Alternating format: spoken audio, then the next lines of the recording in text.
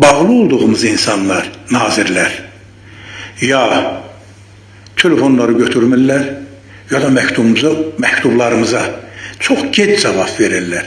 Nəticədə bizim cəmaatla bağlılığımız onların suallarına, problemlərinə diqqətlə yanaşmağımıza mane olur. Xalqın biraz ironik, biraz xalqvari bir məşhur ifadəsi var. Müəllim, bən oldu. Xalqla üzbəyüz qalan, yaxası əlində olan deputat da nə nazir deyil, nə komitə sədri deyil, nə başqası deyil.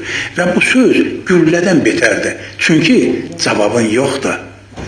Bir söz deyə bilmirsən. Ay nazir, sənə məktub yazmışam. Niyə cavab vermirsən? Yaxşı, sən çox mühüm işlərlə məşğulsan. Halbuki elə bu deyilsən sən. Çünki deputatın da sənə yazdığı məktub xalqın arzusu ilə, istəyi ilə, problemi ilə bağlıdır. Cavab verməlisən. Sən bu sahə üzrə nazirsən, işləyirsən, nə bilim, hər cür deputatdan da keyfiyyətli və səmərəli şəraitə maliksən. Niyə cavab vermirsən?